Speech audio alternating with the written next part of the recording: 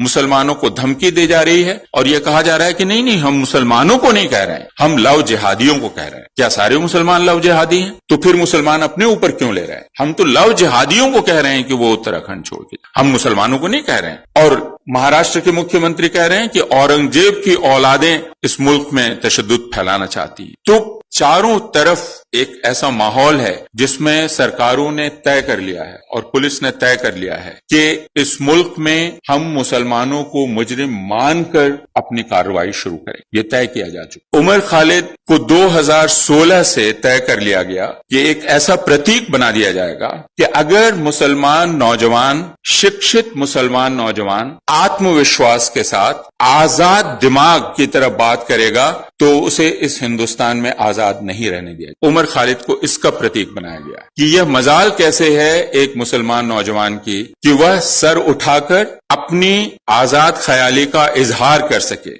और बराबरी के स्तर पर दूसरों से बर्ताव का दावा करे। यह मजाल कैसे है एक मुसलमान नौजवान की? उमर खालिद को इसका प्रतीक बनाया गया। बाकी जितने लोग हैं वे उसी श्रेणी में आते हैं, वो चाहे शर्जील हो या गुलफिशा फातिमा हो। आपकी मजाल कैसे हुई कि आप अपने हक का दावा करें और आप उस पर जोर दें और उसके लिए मुहिम चलाएं? उसका जवाब यह है कि हम सारे लोग अपने हक का दावा करें, जो हमारा हक है इस मुल्क पर, और वो बराबरी का हक है। और उसके लिए हमें किसी से प्रार्थना नहीं करनी है। हमें यह नहीं बतलाना है कि नहीं हमारे पुरखे यहीं दफन हैं इसलिए ये मुल्क, यह तर्क हमें नहीं देना है। यह तर्क कि हमारे पुरखों ने इस मुल्क को चुना था, पुरखों ने क्या किया था क्या नहीं किया था, यह अलग बात है। हम इस मुल्क में आज हैं और हमारे इस मुल्क में पैदा होने के बाद रहने की वजह से हमारा इस मुल्क पर बराबरी का हक, यह बात अपने आप में काफी है। कोई और दलील नहीं कि नहीं हम औरंगजेब को ऐसा नहीं समझते, हम अकबर को ऐसा नहीं समझते, 1947 के बारे में हमारा यह ख्याल है, कोई दलील नहीं। हम हिंदुस्तान में पैदा हुए,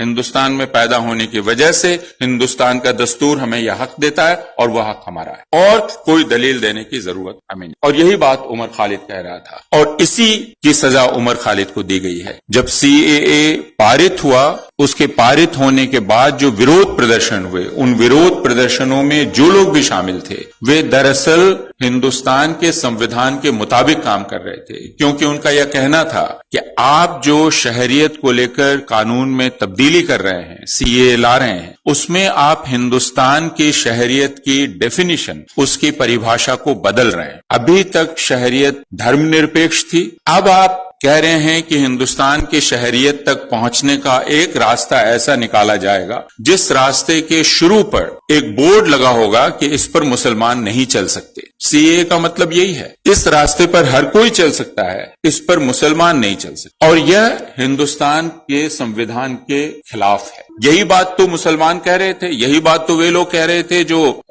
उस आंदोलन में शामिल थे। और इसके बदले क्या किया गया? उत्तर प्रदेश में उन पर गोलियां चलाई गई, तकरीबन 23 लोग, अगर मैं गलत नहीं हूं, 23 लोग मारे गए और पुलिस ने यह मानने से भी इनकार कर दिया कि उसने गोली चलाई है। उसने कहा कि ये खुद आपस में ही गोलीबारी करके मारे गए। और उसके बाद हमने ये देखा कि उत्तर प्रदेश में किस तरह से लोगों पर यह आरोप लगाकर कि उन्होंने सार्वजनिक संपत्ति को नुकसान पहुंचाया है, उन्हीं से रिकवरी की मांग की गई और बड़े बड़े बैनर्स और पोस्टर्स लगाए गए उनकी तस्वीरों के साथ, जिनको इलाहाबाद हाईकोर्ट ने कहा कि इन पोस्टर्स को फौरन उतारा जाना चाहिए। और उस पर उत्तर प्रदेश सरकार सुप्रीम कोर्ट पहुंच गई और फिर सुप्रीम कोर्ट ने उस मामले को ठंडे बस्ते में डाल दिया। और फिर दिल्ली में जो हिंसा हुई फरवरी 2020 में, उसके फौरन बाद जिस तरह दिल्ली पुलिस ने तहकीकात शुरू की, उस तहकीकात से ये बात साफ हो गई कि दिल्ली पुलिस का कोई इरादा उस हिंसा को करने वालों की निशानदेही करने का भी नहीं है। उनको पकड़ने,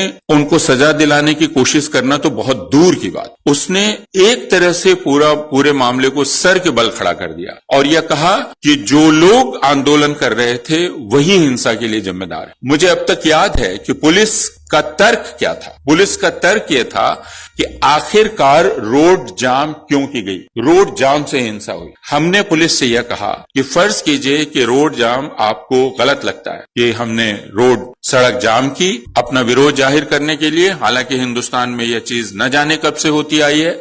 हम सारे लोग जो छात्र आंदोलनों में रहे हैं, हमने अपनी मांग पर जोर डालने के लिए कितनी बार सड़क जाम किए, यह मुझे याद भी नहीं है। लेकिन अगर आपको यह गलत लगता है तो यह पुलिस के अख्तियार में था कि वह रोड खाली करवाए। यह कोई दूसरी भीड़ नहीं कर सकती है, कोई प्राइवेट सिटीजन नहीं कर सकता है कि मैं एक विरोध कर रहा हूं, इस विरोध को एक दूसरी भीड़ आकर खत्म करे, इसका हक उसको नहीं है। लेकिन दिल्ली पुलिस का कहना था कि नहीं, आपने जो रोड जाम किया इस वजह से दूसरे लोगों में गुस्सा भड़का, तो उनके गुस्से के लिए आप जिम्मेदार हैं, जो हिंसा हुई उसके लिए आप जिम्मेदार हैं। अब ये एक बहुत अजीबोगरीब तर्क और हम ये जानते हैं कि यह तर्क क्यों दिया जा रहा है। जब उनसे यह पूछा गया कि भाई जो लोग आपके अफसरान की मौजूदगी में कह रहे थे कि अगर पुलिस ने सड़क खाली नहीं कराई तो हम करा देंगे, आपने क्या उनसे पूछताछ की है? तो पुलिस का कहना था कि नहीं, वो तो हमसे बातचीत कर रहे हैं। जो ऑन रिकॉर्ड है पुलिस, वो ये कह रही है कि नहीं, उसको धमकी नहीं कहना चाहिए,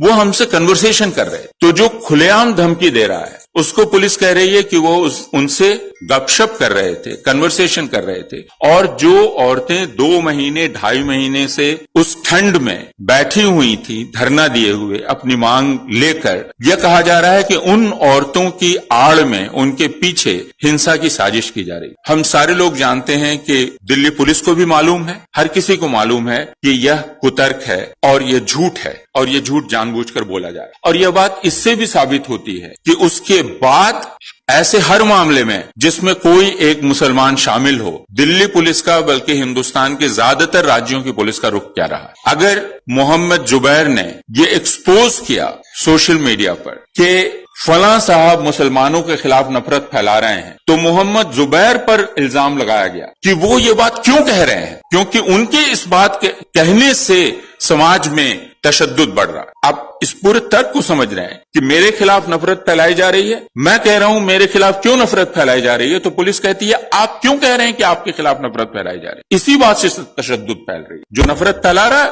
वो तो फैला रहा है, उसको फैलाने दीजिए। वो गलत कर रहा है, सही कर रहा है, वो अलग बात। तो हम मुसलमान हों या हिंदू हों, हमारा पूरा अधिकार है कि हम अपने संवैधानिक अधिकार की हिफाजत के लिए आंदोलन कर सकें। हमारा यह अधिकार है कि अगर कोई सरकार हमारे संवैधानिक अधिकार को हमसे ले रही है तो हम उस सरकार की मुखालफत कर सकें।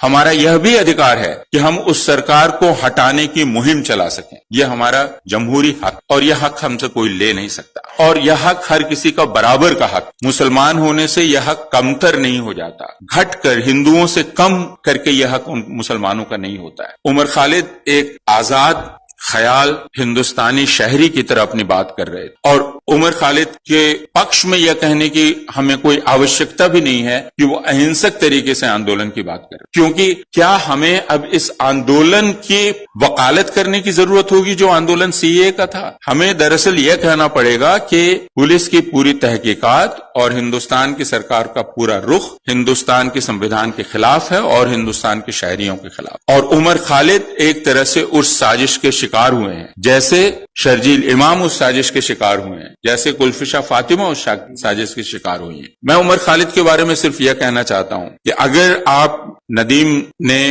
बतलाया कि 1 साल या 1.5 साल लोअर कोर्ट में, नदीम 1 साल और फिर 6 महीना, तो इतना तो ट्रायल ही चलता है। लेकिन ये उमर खालिद की जमानत की बहस चल रही, और इस जमानत की बहस में एक तरह से उमर खालिद को मुजरिम करार दे दिया गया। यह कहा गया कि उमर खालिद अगर खामोश थे तो उस खामोशी में चालाकी है। क्यों? क्योंकि उमर खालिद पढ़ा लिखा आदमी है, वो बहुत ज़हीन है, उसका दिमाग बहुत तेज है। तो अगर वो खामोश है तो वो खामोशी के जरिए कोई इशारा कर रहा है। अगर वो अमन की बात कर रहा है तो इसका मतलब वो भी चालाकी है, क्योंकि वो बहुत पढ़ा लिखा है, वो बहुत तेज है। तो वो अमन जब कहता है तो उसका मतलब अमन नहीं होता है। यह अदालत में यह सारी बहस चल रही, और उस बहस को हम जानते हैं। लेकिन जैसा मैंने कहा कि ऐसा वक्त आता है जब आप अपने इंसान होने की बात को जब सामने रखते हैं तो उसकी सजा आपको मिलती है। वह जंग लड़नी पड़ती है, वह हक हासिल करने के लिए। तो यह सिर्फ उमर खालिद की अकेले की जंग नहीं है, हम सब की है, और हम सबको उस जंग में शामिल रहना पड़ेगा, खड़े रहना पड़ेगा, और हिंदुस्तान पर, इस बात को मैं दोहरा रहा हूं, अपना बराबरी का दावा पेश करना पड़ेगा। बहुत बहुत शुक्रिया।